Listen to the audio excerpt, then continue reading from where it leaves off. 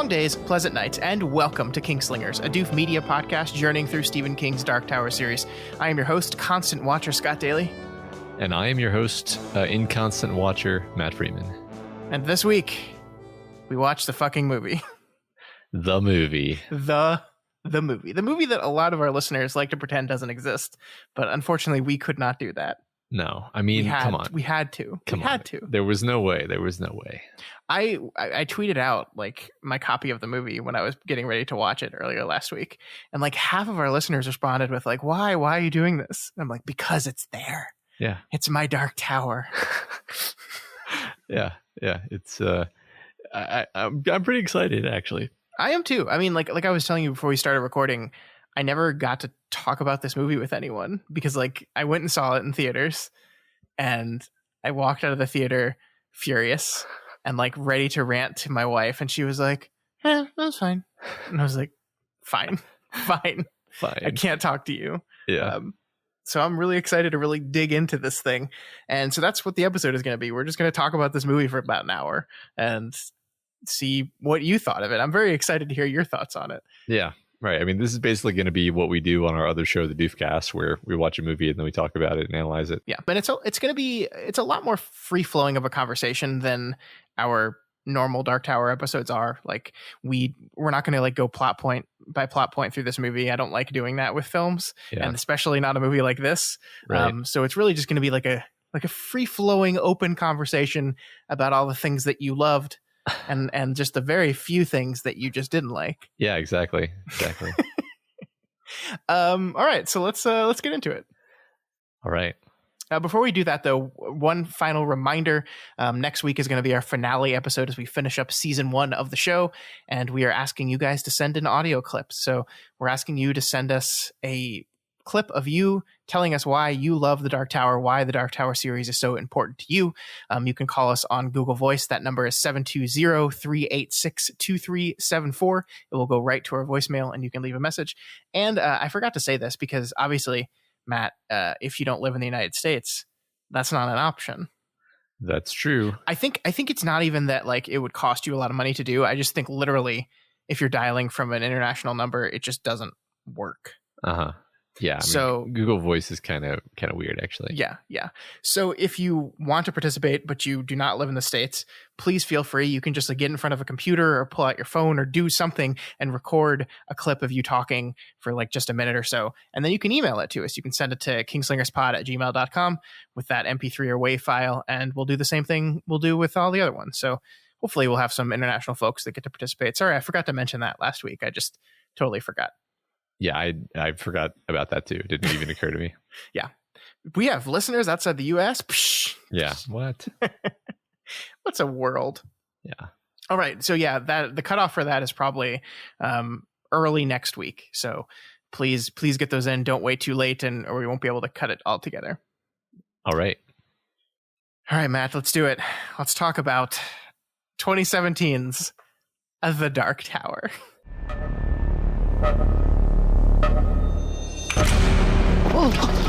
Who are you? It's you. You're a gunslinger, right? There are no gunslingers. Not anymore. Why does the man in black want to destroy the tower? The tower protects both our worlds. If it falls, hell will be unleashed. He's like the devil, isn't he? No, he's worse. You can't stop what's coming. Death always wins. Your world might be gone, but mine isn't. If you let that tower fall, billions of people die. Do they have guns and bullets in your world?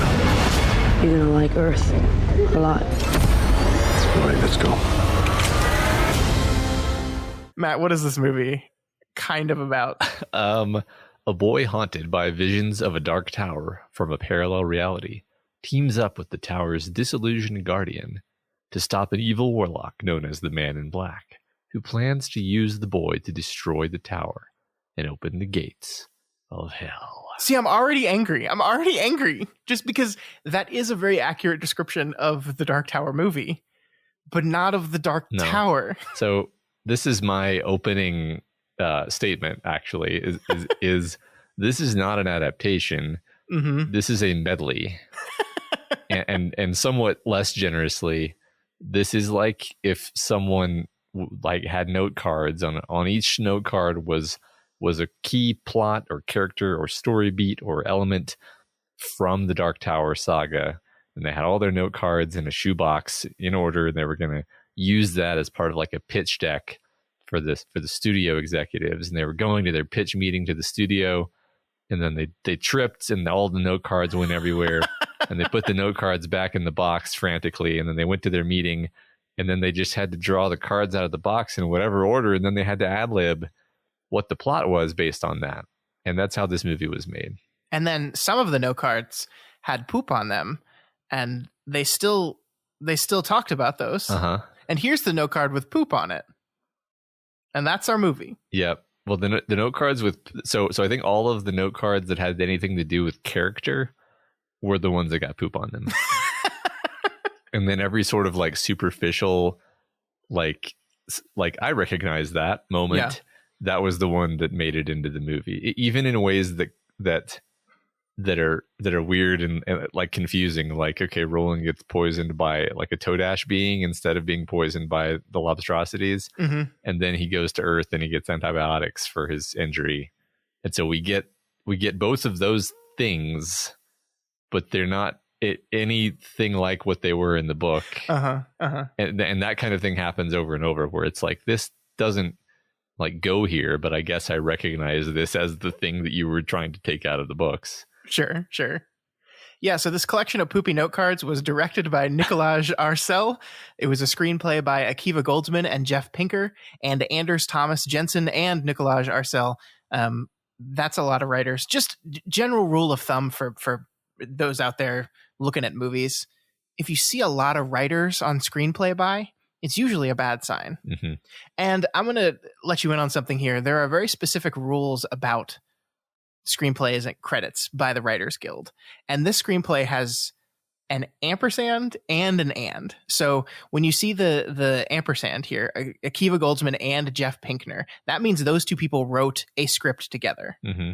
Like they wrote it jointly. But when it's an and, it means that they didn't write the script together. So there was a script written by Akiva Goldsman and Jeff Pinkner. There was another script written by Anders Thomas Jensen and Nicolaj Arcel. And whoever had the latest version of that, presumably the one with the director in it, had enough elements in it from the earlier script to give Akiva Goldsman and Jeff Pinkner a credit, but they did not write it in cooperation with those other two people at all. So that maybe explains your note cards there, Matt. Yeah, right. I mean, and also I think I remember reading something about this property being optioned like a full 15 years before they actually made the movie, and it just passed between hands. Is that right? Yeah. I mean, I'll tell you like a quick and dirty story of what happened with this. Like way back in the late 2000s, J.J. Abrams was attached to make movies out of this thing, and he had this big grand vision for like a 7-movie series. As you know, the 8th book wasn't out yet. Wind Through the Keyhole wasn't out, so they were going to do a book for each, or a movie for each book. That was their vision. And he had your boy Damon Lindelof and Carlton Cuse from Lost kind of tapped to help develop that. He was going to direct at least the first movie, and Damon Lindelof was going to write the first movie. Then they kind of got exhausted by Lost, and they were like, oh, we can't start like an 8-year journey after finishing this giant thing we just did. So they kind of said, we're not going to do it anymore. The 3-year option that they had fell out. Ron Howard picked it up, and Ron Howard said, we're going to do a trilogy of films, and then we're also going to have 2 television shows running alongside them that kind of fill in the blanks between the films. One of them, I think, was going to be like a Wizard and Glass Young Roland show. And they had all this stuff planned, and then their option like expired for budget reasons. Like I think they had to write like 5 different versions of the script because the budget just kept going down. It's like, okay, well, here you have $10 million less than you thought, so change your script now for this new budget. That went around for like 5 years, and then Sony Pictures and Nicolaj Arcel picked it up, and they kind of fast tracked the first movie with still plans in the background to do the TV show and all that stuff, which have fallen through now. But then suddenly this movie was happening, and I don't know if you remember, but this movie came out in January of 2017. I don't think we got the trailer until like a month before or something crazy. Yeah. Like they just held the trailer for so long to the point where us Dark Tower fans were like, does this movie actually exist? Because it's not a good sign if you're holding on to your trailer. I'm not sure if I ever even saw the trailer, which is weird because, movie trailers are kind of everywhere, right? Mm-hmm, mm-hmm. So I would have expected to see a trailer for a big movie like this. It was funny because I was like, oh, this came out in 2017. Mm-hmm. Like that's more recently than I would have thought for some reason. But I guess it took them that long to kind of get their ducks in a row, to the extent that they did get their ducks in a row. You want to know why it feels like a movie that didn't come out in 2017? Why? It's because it feels like a mid 2000s, like Nick Cage, oops, I bought too many houses fantasy movie. Like that's what it feels like. That's like the feeling of this film is like a shitty mid 2000s fantasy movie in which our boy Nick Cage is just trying to get some money. Or perhaps Vin Diesel. Yes. Yeah. Yeah. I agree. Like that's the thing. So I don't know if I'm going to like break anybody's hearts by saying this, but like it's just like a pretty bad movie. Yeah. It's not like the worst movie in the world. It like some of it is watchable. And in fact, the final battle in the Dixie Pig, I was like, yeah, good. that was I believe that as like Roland blowing away a bunch of Cantoy. Mm-hmm.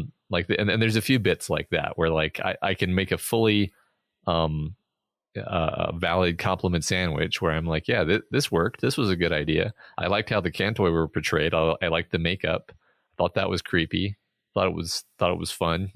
I liked the Roland fish out of water stuff when he's in New York and he's being Roland and people don't know how to deal with him.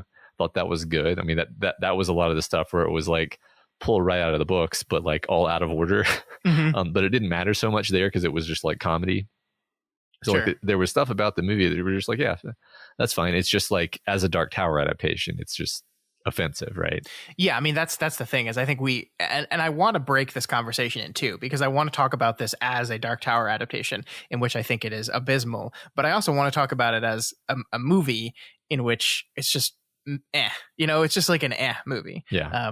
And I think the reason it pisses all the constant readers off is because of it's a horrendous adaptation. But like, we've talked about this on other levels of the tower many times before. I am not like a slave to adaptation, to like source material in my adaptations, right? I want people to get creative and envision the story in an interesting way. And if you have to make adaptive choices that change the story, but make a good story, then I'm there for you. That like I get it. Like The Shining is a terrible adaptation of the book. It's awful. It's one of the best horror movies of all time. And so if this movie like betrayed a lot of what I thought made The Dark Tower, but still came around to make like an inspiring, wonderfully done fantasy adventure story, I would be much more on its side. Yeah. But it made these horrendous choices to make like a very milquetoast, bland, average fantasy adventure thing. So what I was saying about the note cards earlier and the idea that it was all of the story elements out of order.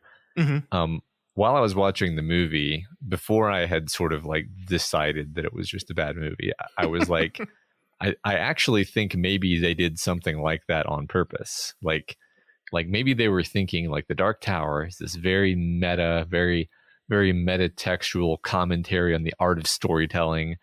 It's got all these heady ideas in it. It's a fucking story that has the writer in the story. Mm-hmm. So why don't we consider the idea that if this is the second loop through the tower, which I think is something we're going to discuss, if this is supposed to be the second loop through the tower, then we have the option to just say like, well, the tower, the nature of the loop is that the same things always happen, but they don't necessarily happen the same way.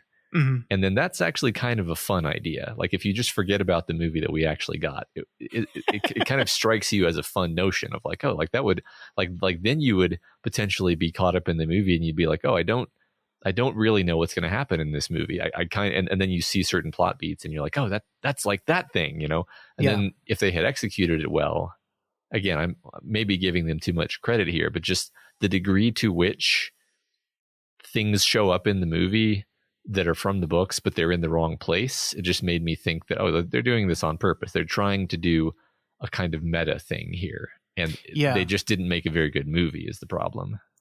Yeah. I mean, I think maybe we can look at a version of the script and say that someone somewhere along the many years this movie was in development thought that would be a cool idea and decided to kind of turn into that idea a little bit and have fun with that. I don't think the final product shows any kind of awareness of that central plot line. Like, I guess let's go ahead and talk about the horn. I think it makes sense to be one of the earlier things we talk about. Roland has the horn in this movie. It's never mentioned.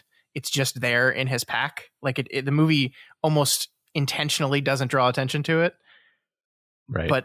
But I just remember, like, right before the movie came out, Stephen King like tweeted a picture of the horn, and like Dark Tower folks lost their minds because like the implications of that are amazing. It's like, okay, so we're not getting a Dark Tower adaptation. We're getting a sequel to the Dark Tower. That's what we're doing. And we were all really, I thought that was a fun idea and really cool. But like, I think they just threw that in as a wink, and it's just like a get out of jail free card that I refuse to let them cash in. Like, you can't just throw this one plot or this one, thing in your movie and then say, well, no, because it's different because it's different loop.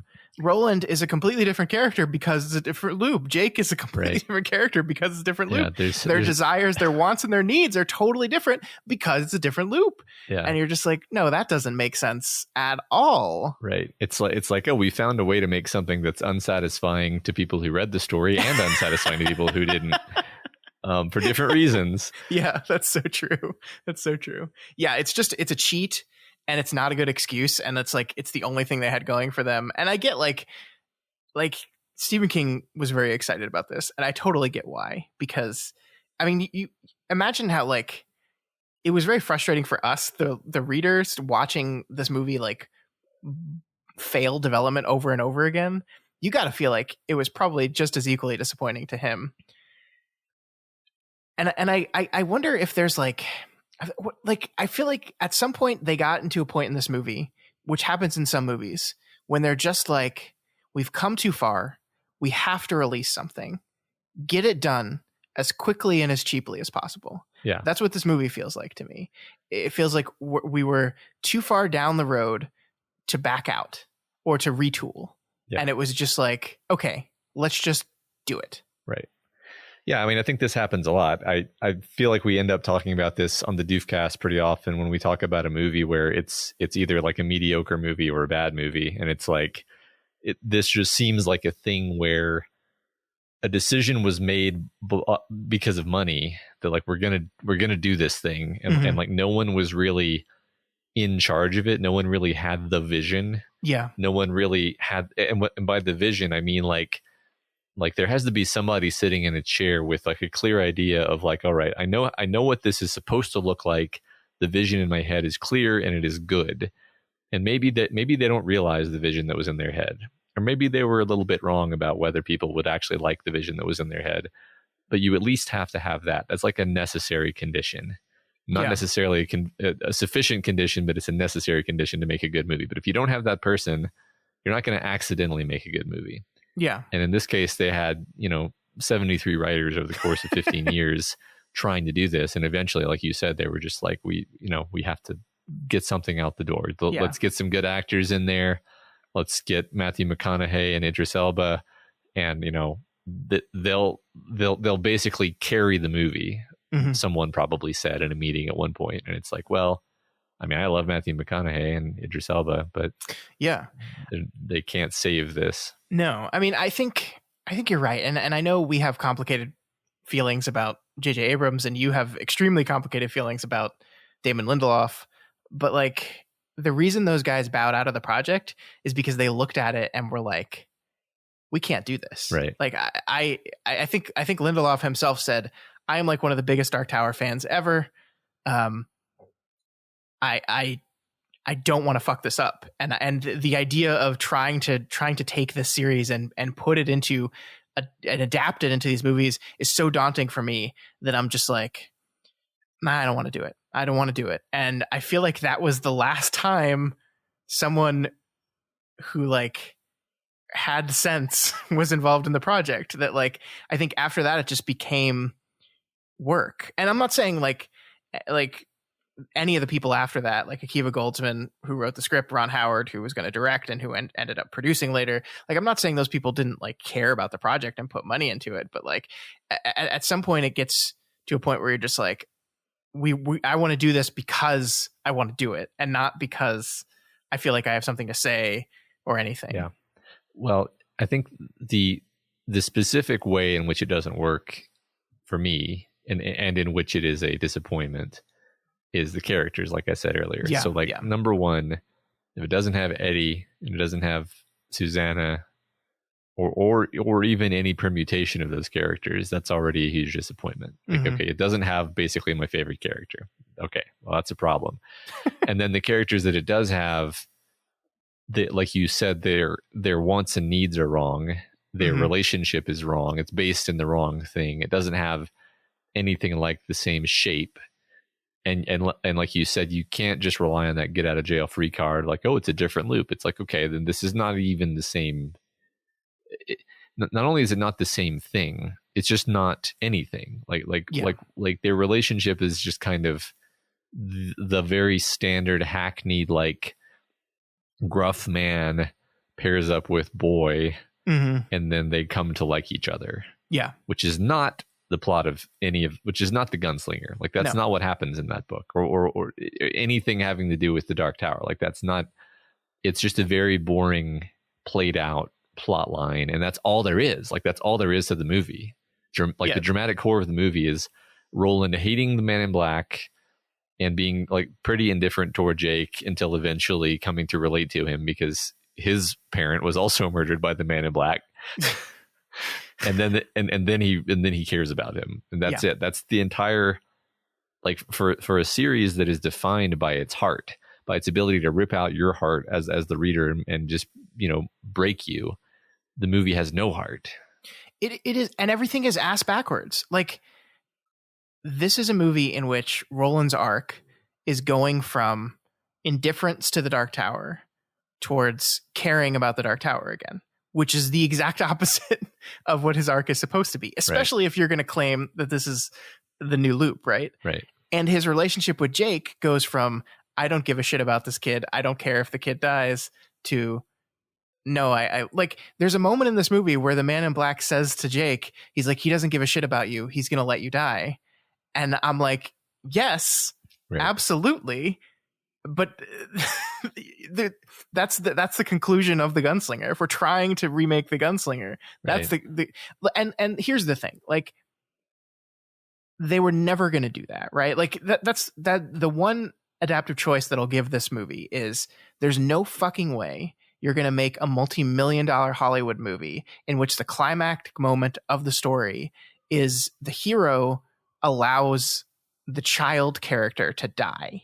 Like that, there's no way they're going to do that. There's absolutely no way the reason why it's such a powerful moment in the story is because it goes against everything you think you understand about stories.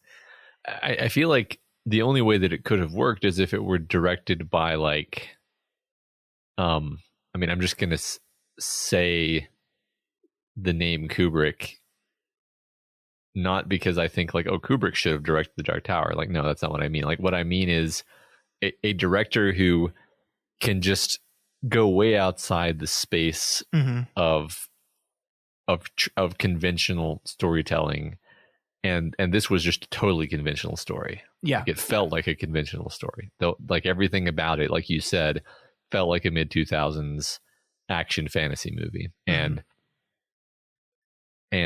you can't. If they had, done the subversion of expectations thing at the end of the movie and had Roland shoot Jake instead of shooting the which I believe is what Scott Wampler said when he joined us was maybe a plan at some point. Yeah. Then that would have just been like shocking in a very bad way in this movie, right? So you would have had to make the whole movie around it feel very different. Like you would have had to really anchor in more on this unlikable character of Roland and not made him just like, well, he's gruff, but he's got a heart of gold, of course, because you can't have a movie about it without a gruff guy with a heart of gold. It's like, Jesus. Yeah. I mean, do you disagree with that? Like you could have done that. It would have been a totally different movie. Yeah. I mean, the hardest part of Roland is he's a badass, but he's also kind of a psychopath. Yeah. And like, I think doing that, the Gunslinger is not a fantasy adventure story, right? Right. It's even the way it's written, it's more poetic. It's more like abstract and uncomfortable. And it's not that the Dark Tower doesn't become a kind of fantasy adventure story. It does. But if you're going to just center your story on the Roland-Jake relationship and try to marry it to the books in any way, you have to establish it. I mean, like, I understand that they could not let Jake die and have Roland be responsible for that. But like, that is the core moment of their relationship. And so maybe you find a way to capture the emotional core of Roland betrays Jake for his own selfish need. And you just make it so it's not quite as abrupt and horrible. Like, there could have been a moment in the story where Roland says, like, sorry, Jake. Like, I mean, even like, rewrite it in our new stupid idea where Roland doesn't give a shit about the tower. All he cares about is the Man in Black. All he cares about is revenge, right? Give us a situation in which Roland has to choose between catching and defeating the Man in Black or saving Jake, and let him choose at like the hour mark in the story to fuck Jake over and to go after the Man in Black. And it doesn't result in Jake's death because we can't do that in a Hollywood story like this, but it does have serious consequences and damages their relationship. And then the movie from that point to the finish line is Roland attempting to repair this relationship or learning something about himself or understanding something. That never happens. That never happens in this movie. Like, we're told again and again, Roland, everyone that walks with you dies, but it's never his fault, right? Like, the framing of the movie is not when people are next to you, you get them killed. It's when people are next to you, I kill them. I, the Man in Black, kill them.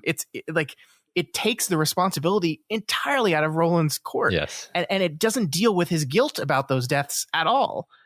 Like, I think it kind of wants to, like you see with Dad, I think he feels a little guilt, but not really though. Yeah. No, you're exactly right. It's just throwing away all those elements of Roland's character and just sanitizing it and making it a palatable, so boring. He's just a Han Solo or whatever. He's gruff and serious, but underneath that, we know deep down he's a good person. Unlike real Roland, where deep down that's actually where we're the most concerned. Yeah.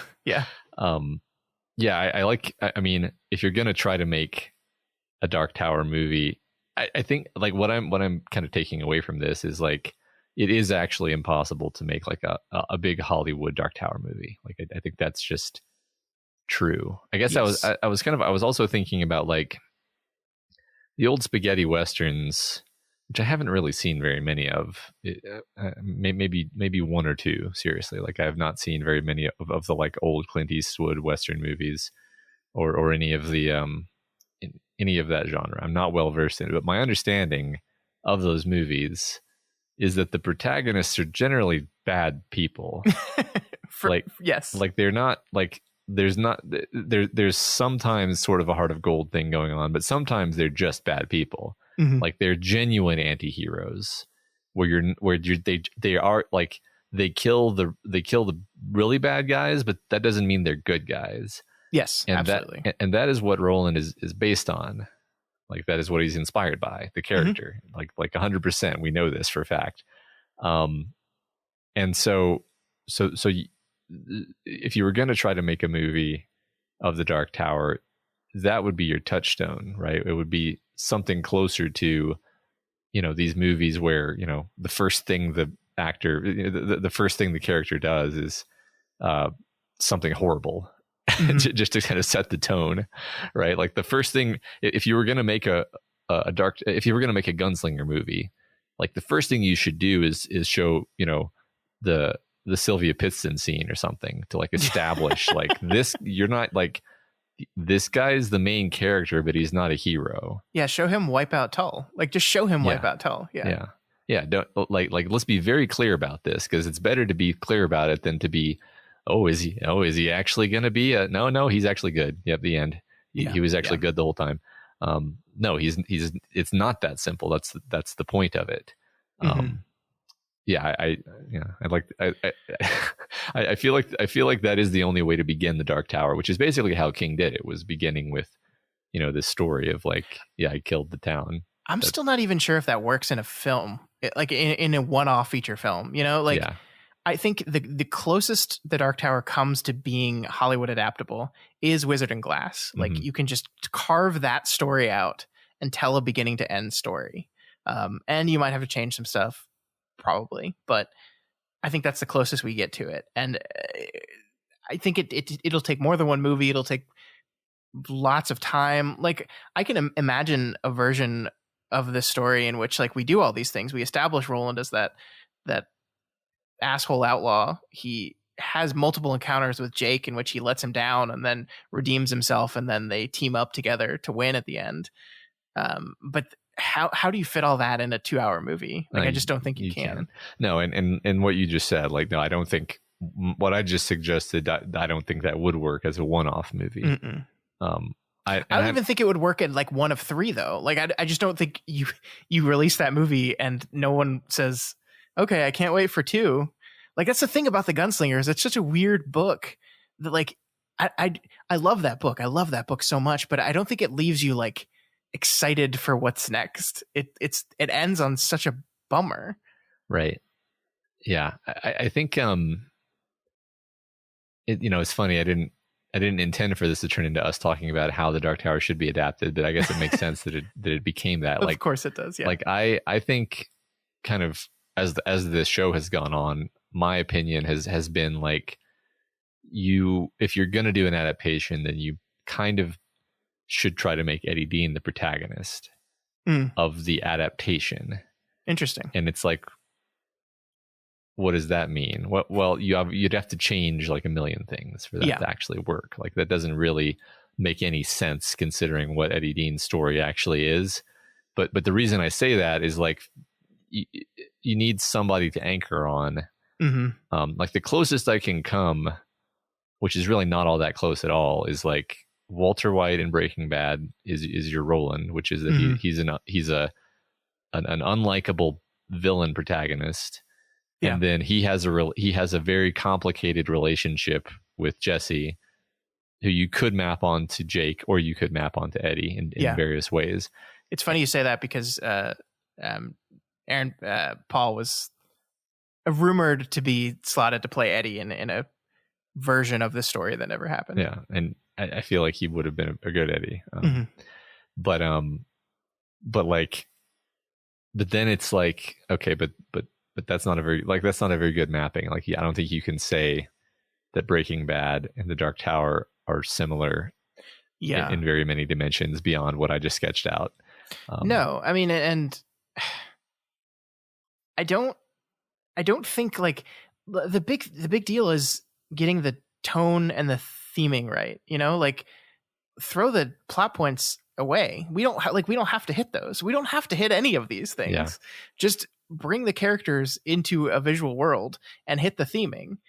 And it's like the movie does the opposite of that. It does the exact opposite of that. Like, just, I can't get over how insane it is that someone read the 7 Dark Tower books and sat down and wrote a script and decided that Roland's arc in this movie should be, he needs to learn to care about the tower. That is what the story is about. It's about Roland learning that he actually should be concerned about the tower. It's just so wild to me. Yeah. Like that's literally the exact opposite. Was there any plan to do more movies after this one? There was. Okay, because that's the one thing I can imagine is like that was their thought, was like, this is more like Act 1 of 3, And then they were like, well, here's the one where he learns to care about the Dark Tower, and then he gets obsessed with the Dark Tower, and then he learns not to care about the Dark Tower at the end. And like that, like you can at least squint and say, well, maybe that's what they intended there. But yeah, I don't know, man. But isn't it wild at the end of this movie? The tower is saved, and they don't, like, when Roland goes back to Midworld, he doesn't say, I need to go back to Midworld because I need to get to the Dark Tower. He just says, I can't stay here. Uh-huh. And Jake's like, yeah. And I'm like, wait, why not? Right. and then they just go to Midworld together to go on adventures. It's like it's like the moment in The Gunslinger where he imagines this life with Jake, where he trains him to be a gunslinger, and they go off and, fight crime together and cry off from the tower. Only it seems like that's what's going to happen. Like there's no hint in the movie that, okay, now we're gonna make our way to the tower. Right. No, not at all. Not at all. I think that was probably left open so that they would have their reason to go to the tower would be like the beginning of the next movie, which never happened. Sure. It's like, oh no, they opened another Devar toy. It's the Crimson King has weakened the tower. Yeah. I mean, you could even tell they left the Crimson King as an unexplored element in this movie, and they just dealt with the Man in Black so that they could leave the Crimson King for future movies. Like that feels pretty intentional to me, because there's all these Hail the Crimson King references and stuff, and the eye and everything. Yeah, it's all there, but just kind of like throwaway. Yeah, there's just a bunch of throwaway stuff. That doesn't really ever go anywhere. Yeah, I mean, like my favorite beat that makes no sense is the Charlie the Choo Choo train sitting in the amusement park on Midworld. Yeah, where you're like, all right, I know this is the Pennywise amusement park. Yeah, the Pennywise. Yeah, it's like I get it, but this doesn't make like Jake never read the Charlie book. Blaine wasn't in the story. None the visions. None of this. It's literally it's just an Easter egg. They're just. I mean, this movie's filled with these. It's like they spent more time on Easter eggs than they did on plot construction, because like you see the Overlook Hotel from The Shining, you see a Saint Bernard walking down the street. That's the dog from Cujo. I think you see the car from Christine. They just throw Easter eggs at you, and they just like it's just literally to wink, and there's no and look, that stuff's fun. I mean, that's part of what is fun about King's universe, right? Is that you see the way in which these different stories intercept. But if you're stressed for time in this movie, and you're just we got to get that shot in where after the earthquake we cut to the psychologist's desk to see the picture of The Shining shake from the beamquake. It's just like, okay, I get what you're doing, movie. Speaking of Jake, I fucking hate that they just gave him a dead dad. I hate it. I hate it so much. Yeah, just throw it all away. Yeah, it's just like they were just like, it's too much work to explain why Jake would find Roland to be this incredible father figure in a world in which he still has a dad. So let's just kill his dad, and then they have something in common. It's like the Martha of the Dark Tower. It's like, oh, your dad died too? Now we can be friends. Yeah, I mean, I think it's like a pretty deep not understanding of King's characters, because or like at all, right? Yeah, like that's the one thing that you really have to get from the stories is like what is the psychology of these characters, and how are we going to make the audience feel what they need to feel. Yeah, I mean, like, obviously we're being hard on the movie, and it deserves it, but like, I just don't think you could make Dark Tower movies. Like, I don't think that's possible. Like the more I'm thinking about it, the more I'm like, like for me, I'm trying to think, what do I consider to be the important aspect of an adaptation? I think we've agreed when we talked on the other levels of the Tower Patreon show, like, it's not that you have to honor the exact beat for beat execution of the plot. You don't even have to have all of the characters in there, but you have to get the theming right, and you have to, I think, nail the big important moments of the story have to work. And the thing is, with a 7-book series, which is really quite sprawling and meandering and has a ton of characters and a ton of really weird, complicated things that like happen in book 2 and then pay off in book 7. I don't think it's possible to make those moments pay off on film in that way. Like, it's just not structured that way. No, I mean, but that's the thing, is I think you can throw the script away and literally just, if you just focus on the character, let them do whatever. Like, you're right that this movie seems like we have to turn into a recognizable moment every 5 minutes. Like, we need to get to some recognizable Dark Tower moment. That's what the house demon feels to me, right? Like, Jake has this dream, which, okay, first of all, I want to talk about the fact that Roland and the Man in Black are introduced in this movie in a dream sequence. We don't meet them in person first. We meet them in a dream. Right. And it sets up, it's obvious that Jake is intended to be the protagonist of the story, right? Because he's the first one we meet.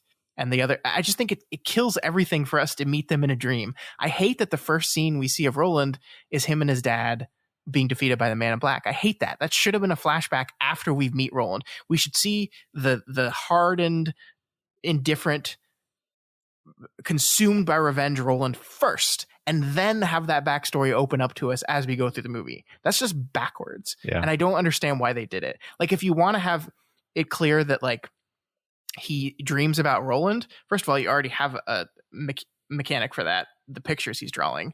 And also just do it in like flashes. Just don't do a full scene. Just do it in like flashes of that scene. And then later in the movie, we get to see the full scene play out as Roland, I don't know, maybe tells the story of how his father died. Because, stories are important in this thing.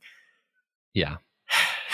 Right. I'm sorry, I'm ranting. But the point that I was starting to get to is the house demon scene is just like, it's been 5 minutes. We need another Dark Tower moment in here. Yeah. Like, he just dreams about this house and then goes and finds it. And then the demon's there, and the demon like picks him up for 3 seconds, and then he just screams, "Let me go." And then he just wins. Right. And the weird thing about that choice narratively is Jake doesn't learn why he defeated the demon. Right. Like, he gets told later, "Oh, you have the Shining, you're very powerful." But like, the person that tells us how Jake just won is the Man in Black in a scene that Jake's not in. Right. So we don't even let the characters experience the emotions of the trials and tribulations they're going through. No, it's just a meaningless distraction. Yeah. As far as like when that happened, I was like, oh, I guess we're going to get the house demon scene. How's he going to get out of this one? Oh, he just yells at it. And then, he's killed it. And it's like, okay, so this is meaningless. Like, we've lost, like, this is what I'm talking about when I say like the actual important thing is to get the important moments. Like, what is the important thing about the house demon scene? It's not the fact that there's a cool, scary looking demon made out of wallpaper. It's the fact that Eddie is struggling with his feelings of inadequacy, that he can't carve the key, and Susanna is like having to do this like terribly like awful thing to make her own sacrifice to distract the demon on the other side of the door. And Roland is also like in this sort of crisis because he's like, I have to get the kid back. I have to undo the mistake that I made. It's incredibly emotional confluence of multiple plot threads for multiple characters, all of which make you feel intense emotions, and it reduces that to just literally the visual spectacle of having a face come out of a wall, and that's all. It's not even a face; it's like two tubes. Yeah. Like, we don't even get to see like it's nothing. It's nothing. It's absolutely nothing. It's literally just a plot element to introduce the idea that Jake has the touch, which they could have done in literally infinite other ways, such as we already know that he's being recruited to the Devar toy to be a breaker. Like, the movie's already. Can we? I'm jumping all over the place, but can we talk about how fucking insane it is that the movie opens on El Ciento? The opening of this movie is the prison and the breakers, and it's just so wild to me that's what you would choose to open the Dark Tower on. A show or a book with one of like the most epic openings ever, which you reduced to like some woman whispering it in a dream. Who was that even supposed to be?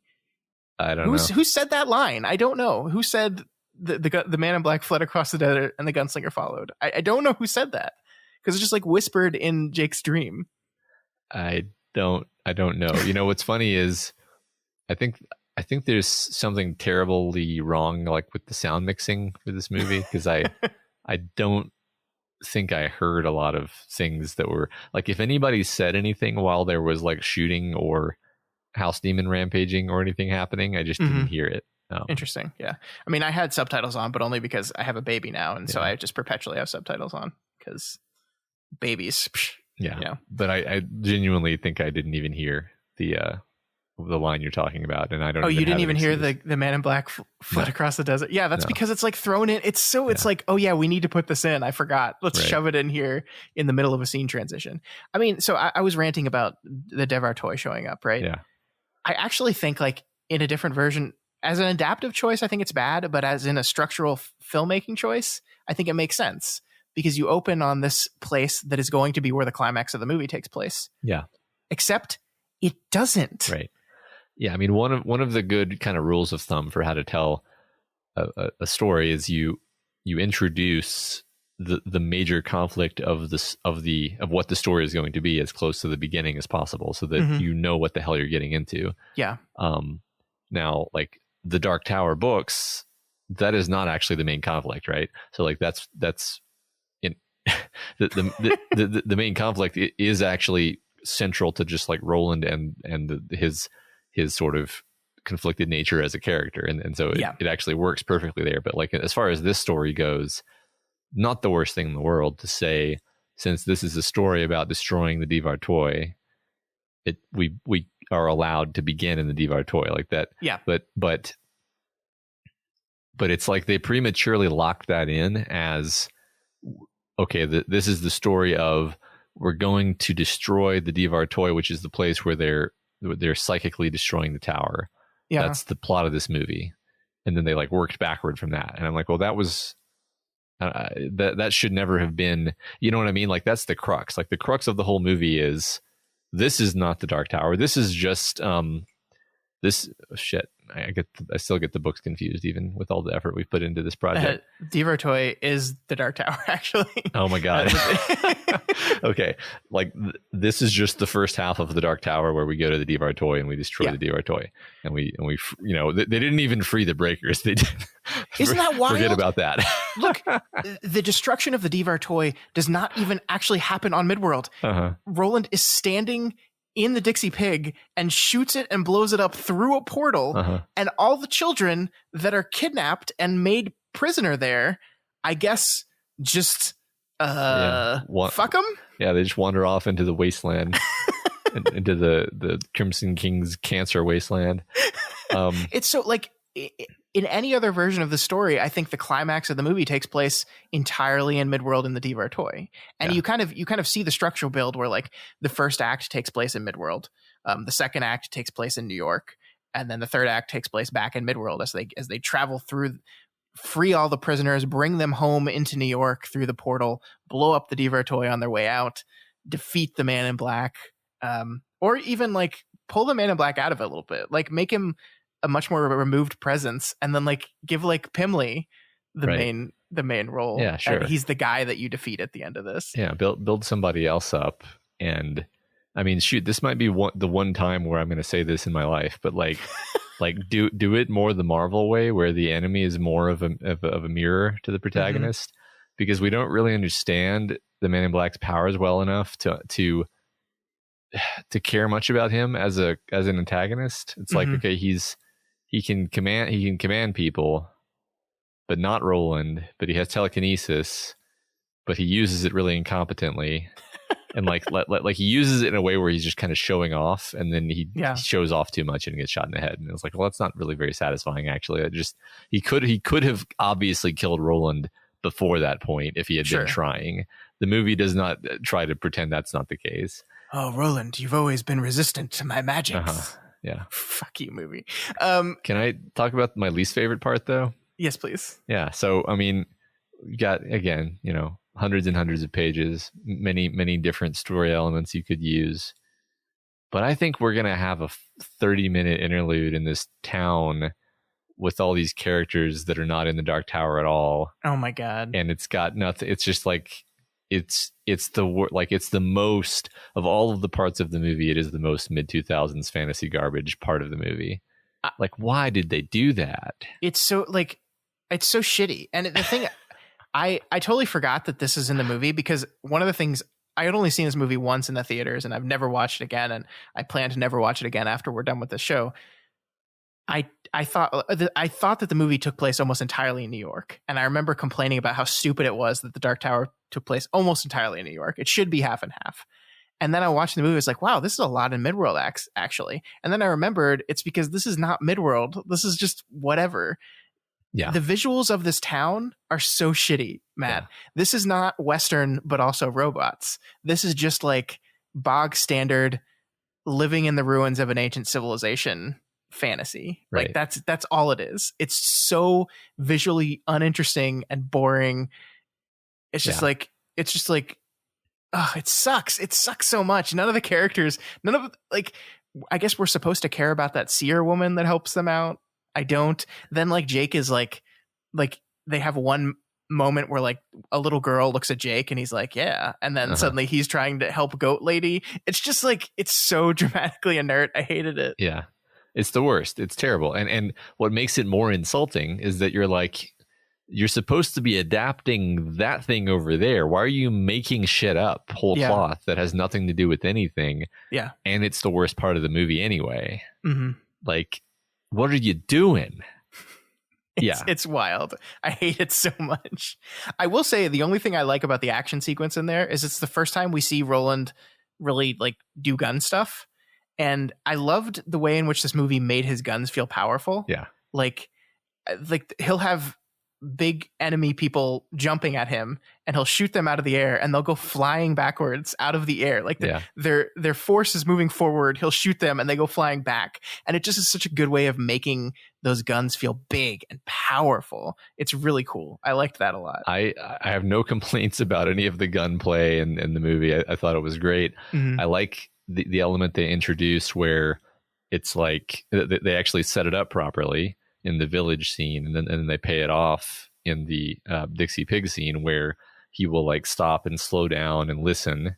That was really cool. Which is reminiscent of his like going cold when the battle when like the battle mode comes over him, but not exactly the same. But it's a perfectly good like film way of conveying a similar idea. Yeah, and he slows down, he listens, and then I thought it was well directed. Like the camera shows like the things that are making noises, and he's hearing the noises bouncing off things, and he's in the Dixie Pig he's cornered by like a million guys, and he's hearing where they all are basically, like and you can see that that's happening because of the combination of cuts and noise. And then you're like, oh, he's screwed, how's he gonna get out of this? And then he comes out and it's actually quite believable. Like normally, I know everybody loves John Wick, but like the problem with John Wick is that you have to suspend your disbelief that guys would run up to him so that he can grab them instead of just like staying back and behind cover. But like this was a scene where I just bought it actually. Like Roland comes out at an angle, and then he takes advantage of cover and he shoots the people who are able to see him as they appear, such that you don't have to like believe that people are just utterly terrible shots constantly. And then like he knows people are behind him and he turns around and gets them, and like I don't know, it's a well executed action scene. I have no complaints about the Dixie Pig action scene. Thought the action scene in the village was pretty mediocre, not terrible, but it was fine. It was harder to follow, I think, except for that one scene you're talking about, which I think was really well done. Yes, this is my compliment sandwich. Is like, I mean they did a good job. The reloading stuff, everybody talks about the reloading stuff. That was like, so cool. Perfect. That's exactly what I wanted. The speed reloading when he has the individual bullets, and then at the end he gets the 6-shooter like things where they're connected. So he's like tossing them up into the air, and like that's cool shit, and that's cool gunslinger shit. I'm into it. Yeah, and perfect. Great. And he defeats the Man in Black by ricocheting a bullet off of another bullet. I'm not sure if the physics of that makes sense, because wouldn't that mean that one of the bullets would have to travel faster than the other to catch up to it? but I don't care because it's cool. I mean, yeah, we can just pretend that he like one of the bullets ricocheted at an angle where it lost a lot of momentum or some shit like that. Sure. I think it actually, the first one he shoots ricochets. Yeah. And then the second, I think they both ricochet. But maybe, because he shoots one and then like 5 seconds go by and then he shoots another. Yes. This is the actual problem is that you have to have fired the second bullet before the first bullet hit the target. Yes. Moving faster than the speed of sound. Which, look, he's whatever. A gunslinger. Yeah, if anyone can do it, he can do it. Exactly. Like that's the thing is I, like for a second I was like, wait a second. And then I was like, yeah. Like this is what I want. Actually, this is fine. This part is fine.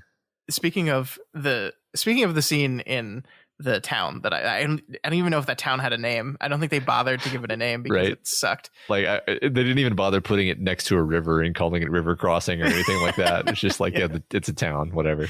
But that whole scene has the Man in Black watching Roland like through. I guess it's supposed to be one of Merlin's glasses. He has all of them in his cabinet. Did you see?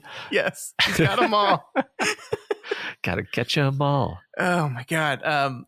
But so he's like commenting and like he's basically talking to us, the audience, because at one point he goes, "Those guns are forged from the sword of Arthur Eld," and then says, "Keystone Earthers would call it Excalibur."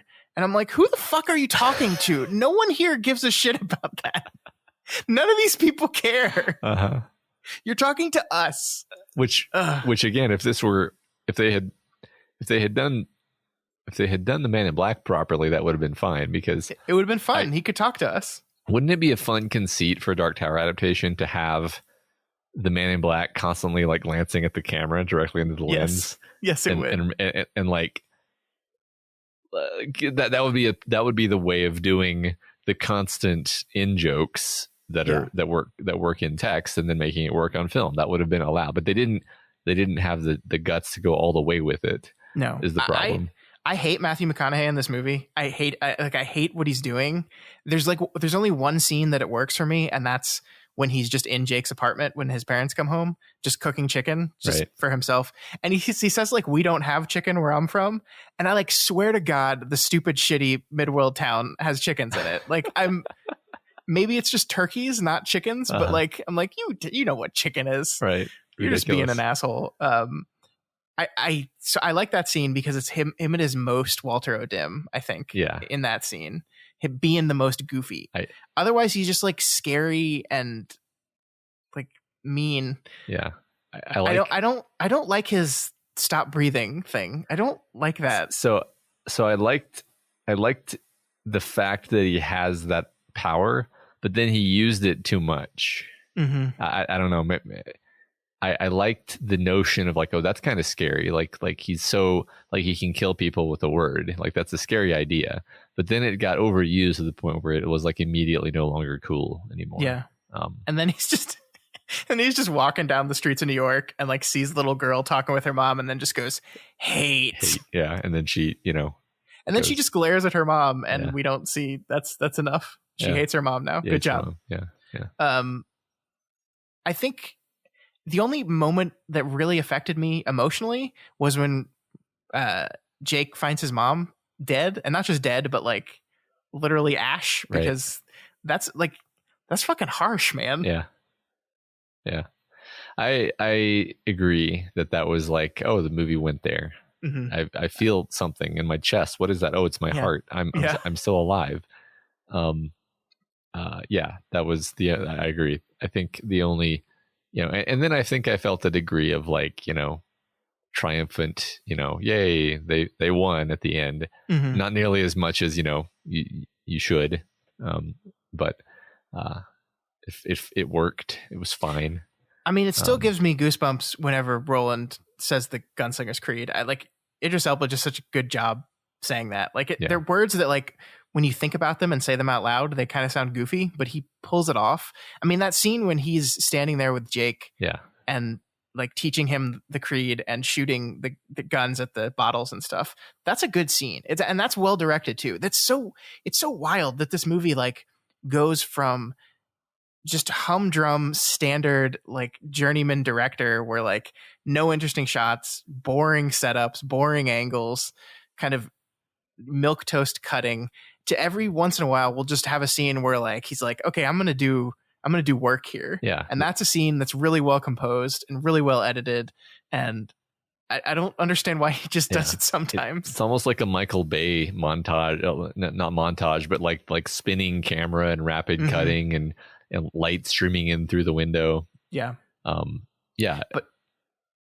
But then, as classic to this movie, it undercuts its powerful moment.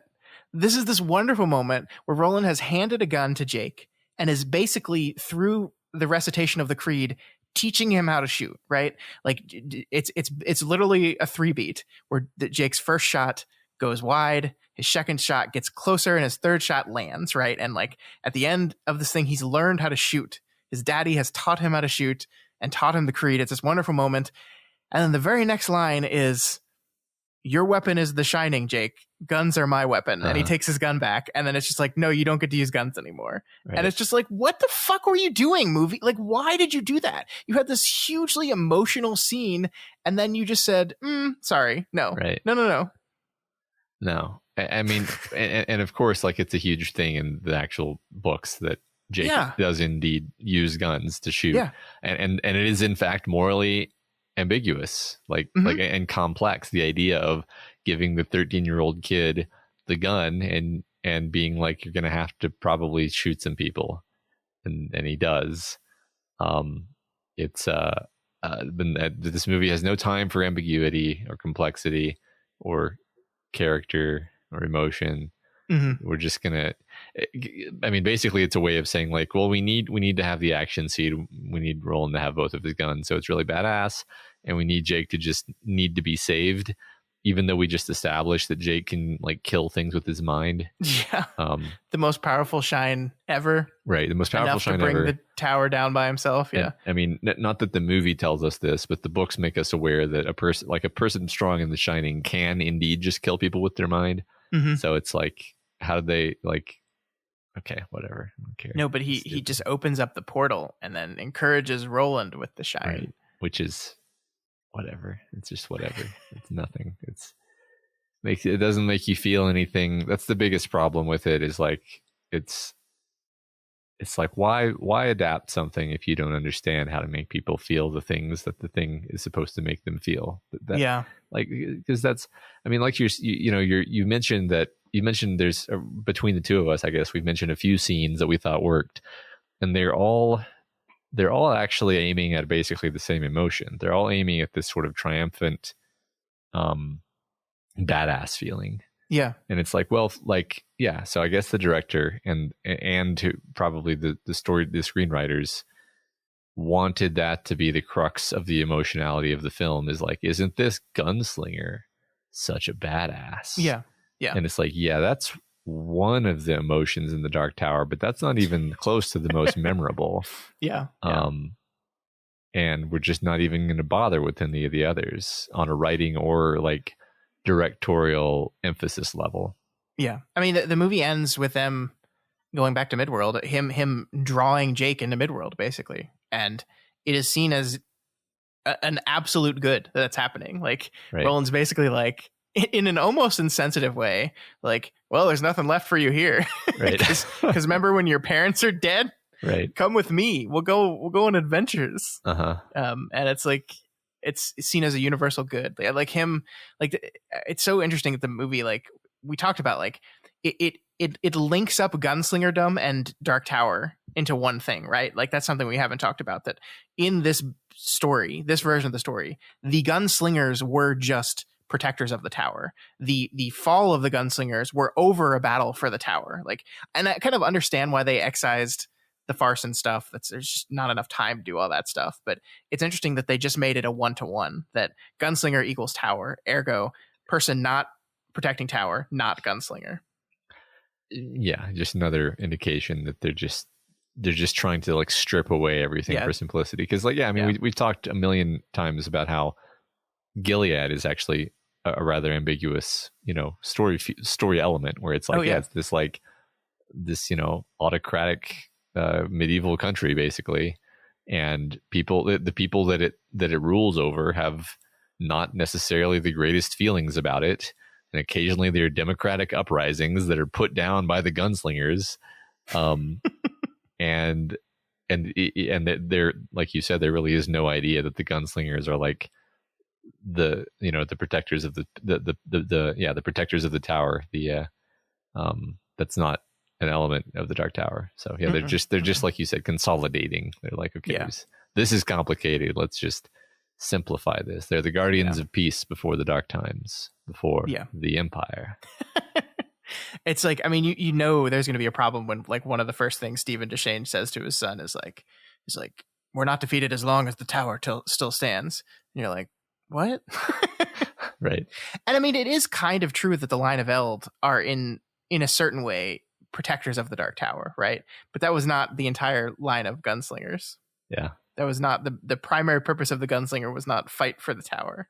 And also, well, let's see. What am I trying to say here? Like, I thought it was funny how at one point Walter O'Dim is like, eventually I will, destroy the tower. Mm-hmm.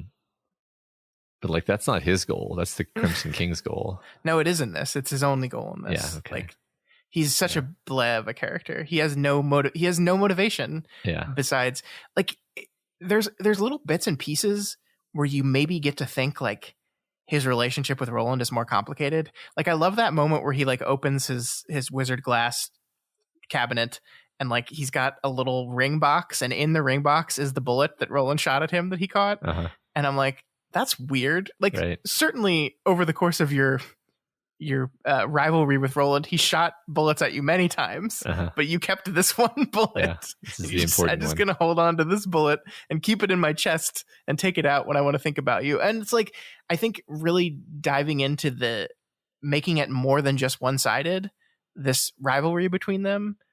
Like, why is the Man in Black so interested in Roland? Yeah. Is it just because he's resistant to his magic?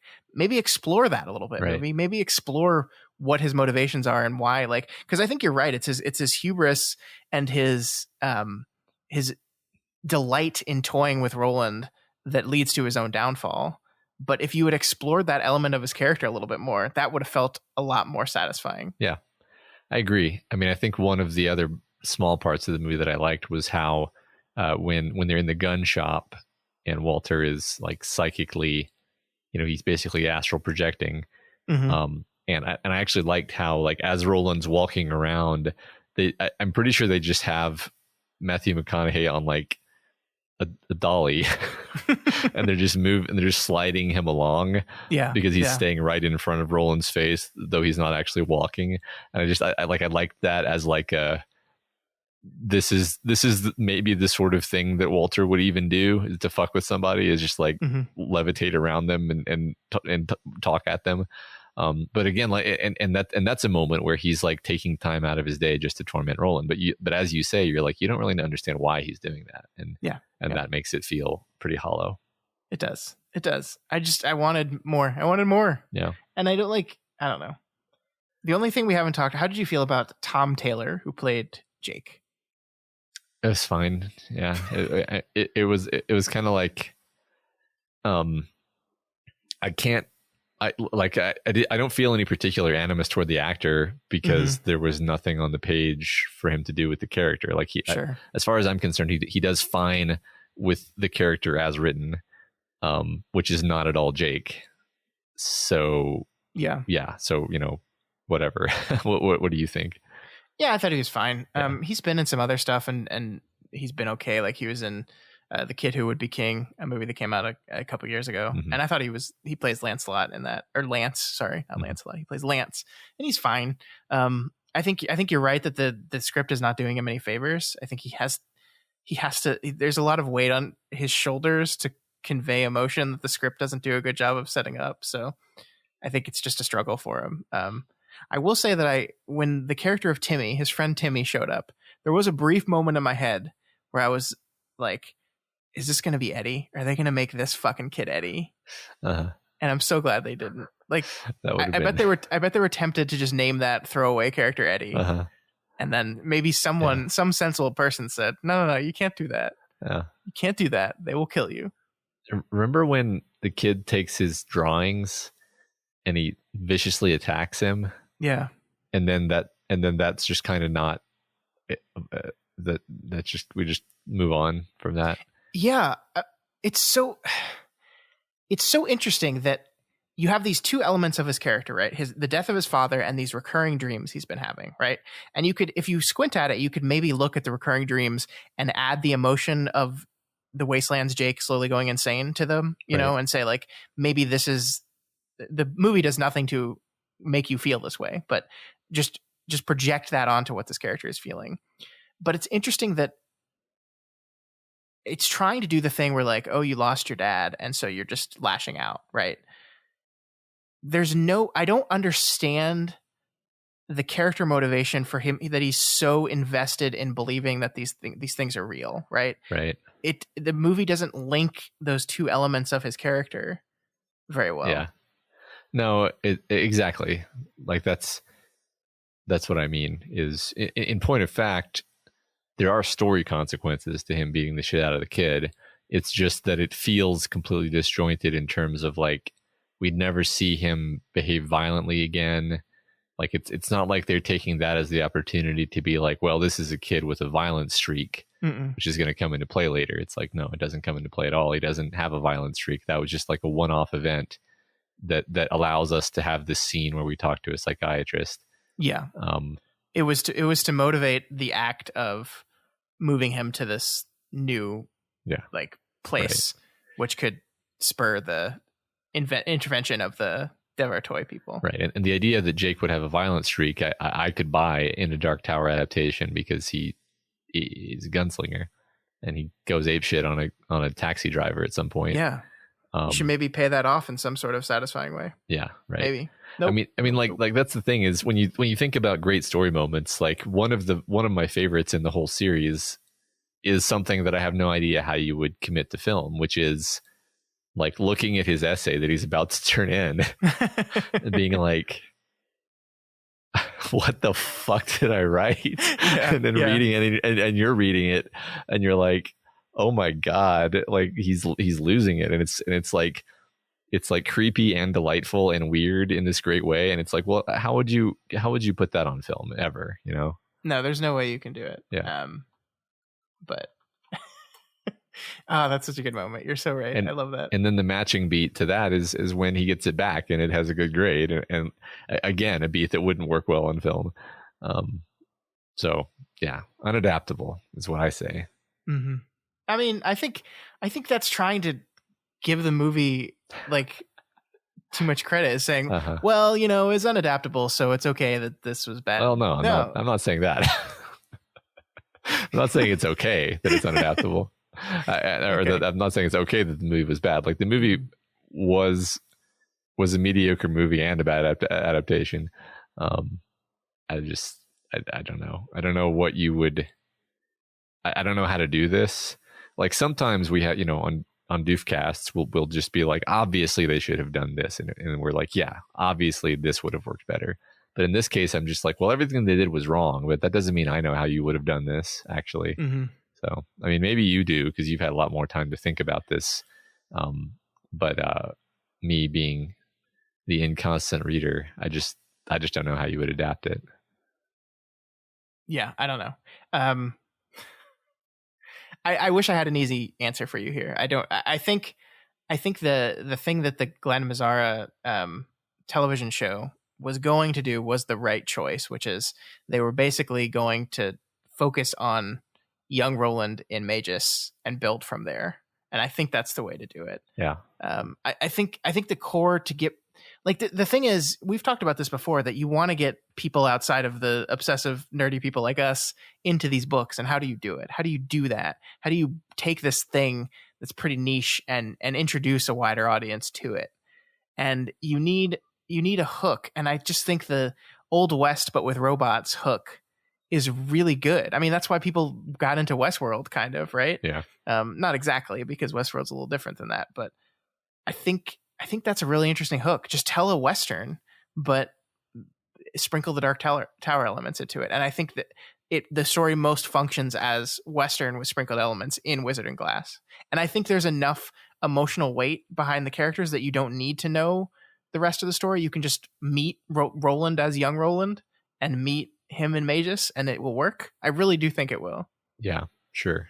Well, also just I think TV allows you to do things that you could never do in a series of films, unless it was just like a series of many films, right? Because you could, I feel like this would be quite a project. I'm not saying this would be trivial, but like I feel like you could sit down with the Dark Tower books in front of you and be like, all right, episode 1, episode 2, episode 3, episode 4, like break the story into like find the joints of the story, because King kind of wrote it that way already. Like that's just how he tells stories, is he breaks things into bits. Like that's what like the Dark Tower, the book, the Dark Tower itself is, 35 episodes worth of stuff, right? Yeah. So like you could never make that into one movie. It's too many pieces. Sure. So okay, some last final thoughts that I wanted to go through with you real quick. This movie absolutely wastes Jackie Earle Haley, and it's infuriating. Sayer is barely in this movie. He's just like this. I hate it. You get such an amazing actor, and you don't do anything with it. Yeah, he says like 3 things. Yeah. There's also a character named Tirana that's in this movie, the woman henchman of the Man in Black, who's like, I think it is a character from the books. It's just like one of the low women, I guess, that helped with the delivery of Mia's baby, and then just dies.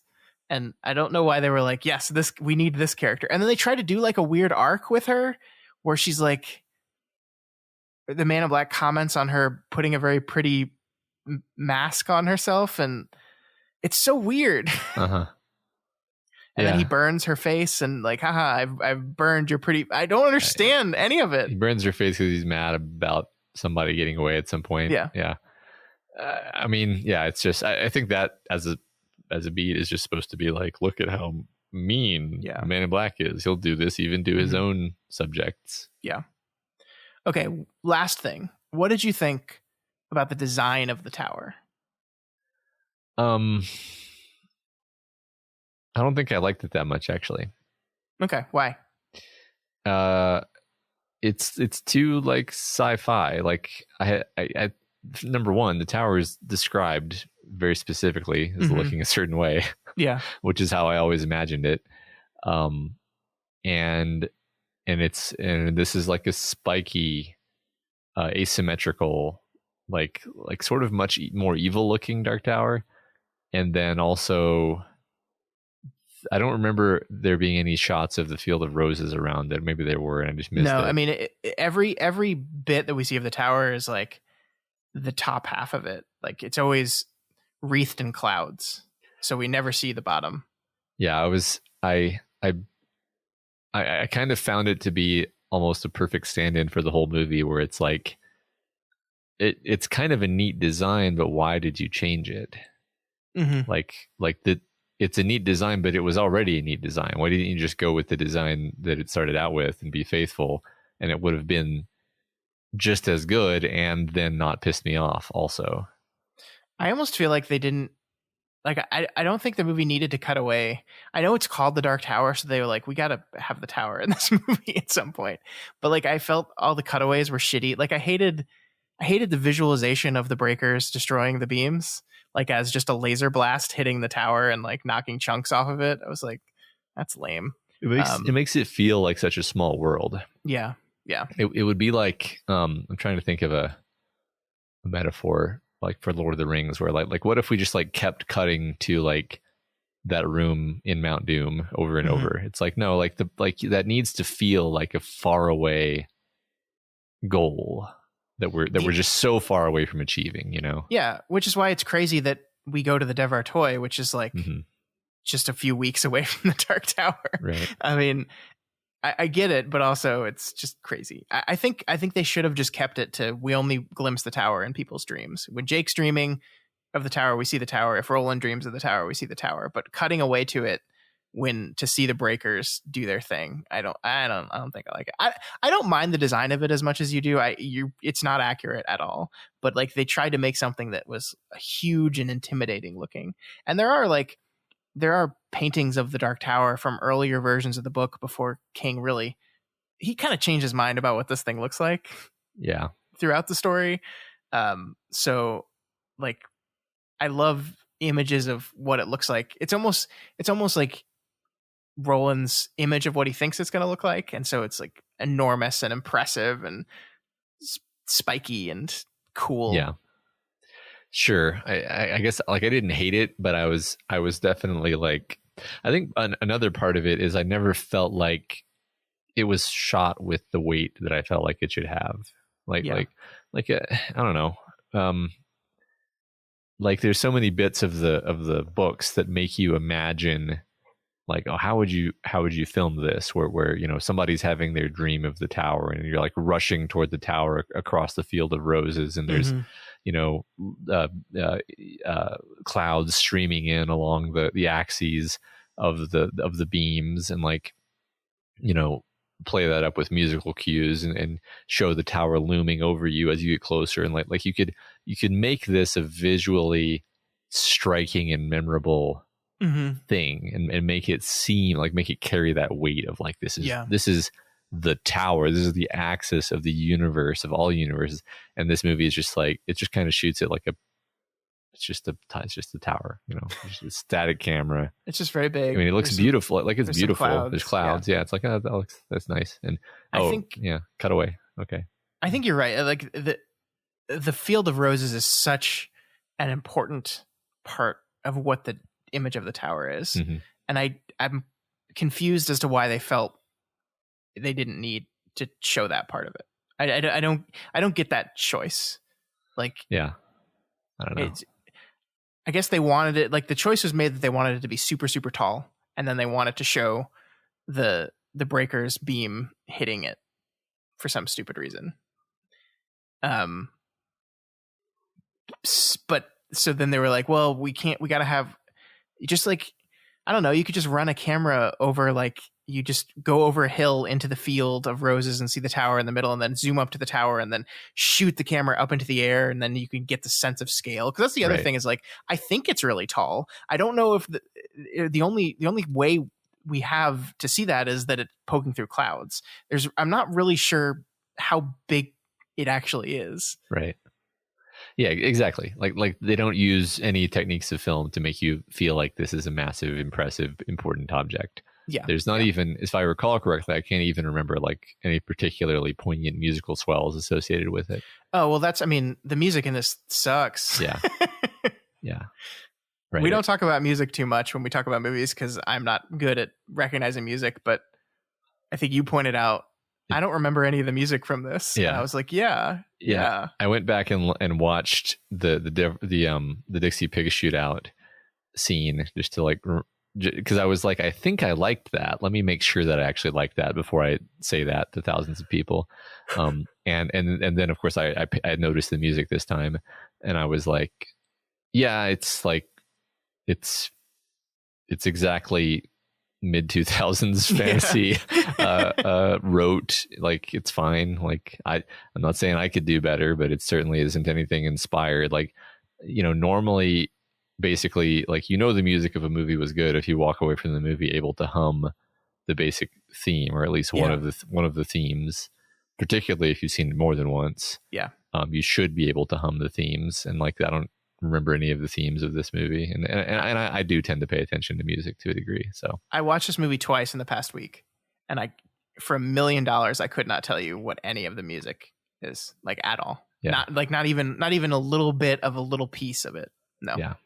I mean, I literally just listened to the gunfight, and like the problem is it doesn't really do music correctly for movies where like you're supposed to have a very prominent theme that you riff on, and it's actually better if it's pretty clear, even to the point of maybe being repetitive, because if you don't repeat it, it's not going to be memorable. That's the way music works.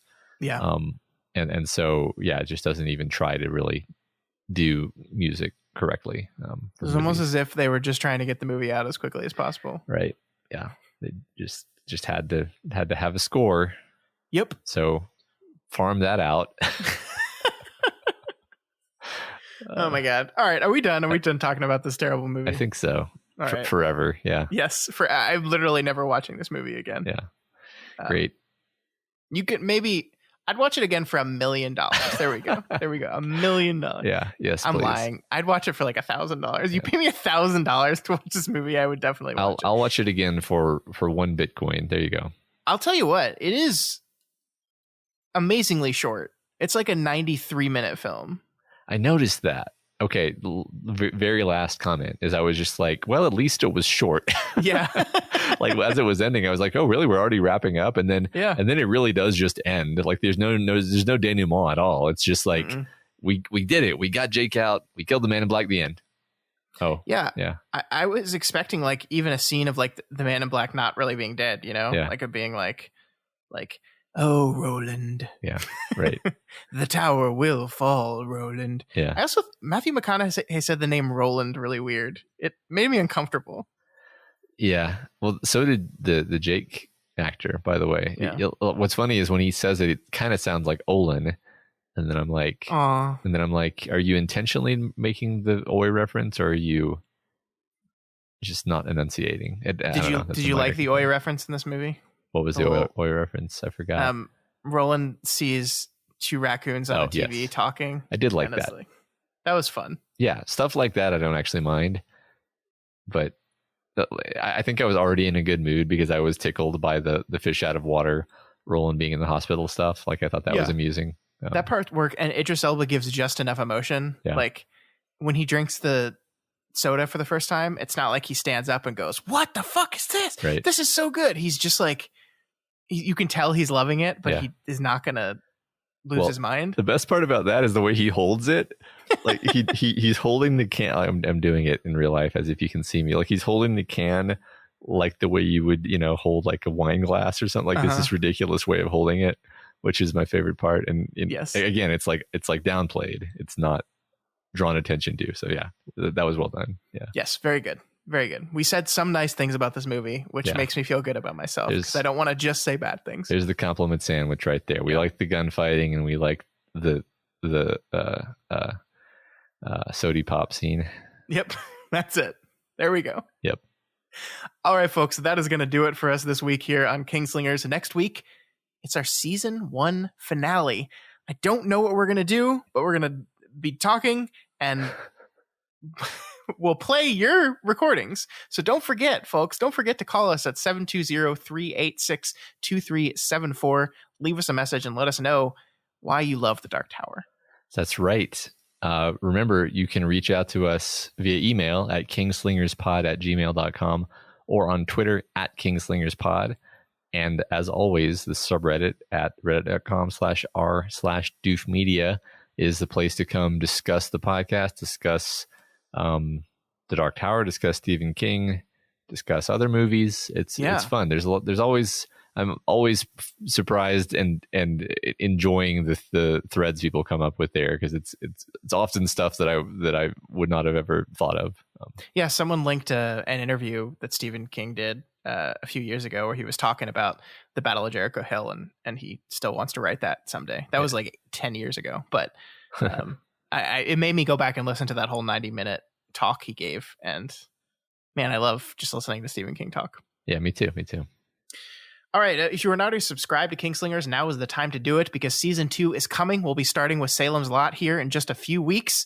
So subscribe, get the book, and then listen along with us. We had some people ask us what the schedule for season 2 is going to look like.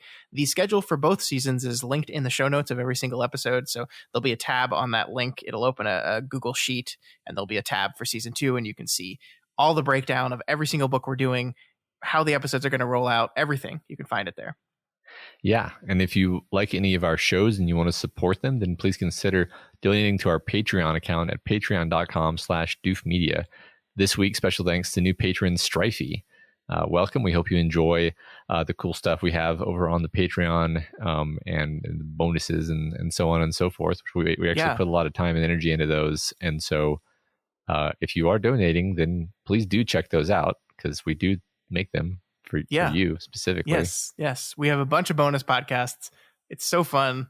Our friends Elliot and Ruben are taking a look at the Pirates of the Caribbean movies. I think they have a new episode coming out this week of that. So they're looking at the second movie, which is when the series goes buck wild. And they're such good movies. Yeah. I love them. Yeah.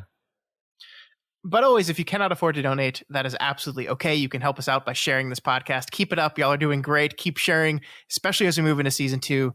There's some people that, maybe aren't interested in The Dark Tower, but are really interested in King's other works. And maybe they can hop on board our train in season 2. So reshare it with them. If you shared it in places, do it again as we approach season 2. And of course, you can always help us out by leaving us a rating and a review. This week's Spotlight review comes from Kat H, who gives us 5 stars and says, "I've never listened to a podcast like this before, but I've read everything Stephen King has ever written, so this really piqued my curiosity. Of course, I just started listening last month, so I'm still listening to things that happened in May and June, so I'm getting out of my edition of Wolves of the Calla. I'm going to read along with you. Well, I have to say how much I like you guys. You make a good team and ask a lot of interesting questions that get us all thinking about what Stephen King really means and pointing out things I never noticed before, even though I've gone to the tower many times." Well, thank you so much, Kat. We really appreciate that. That's what we're trying to do here. So yeah, thank you. Thank you so much. Yes. All right, folks. We'll see you back here next week for the season finale of Kingslingers. Long days and pleasant nights. And may you have twice the number.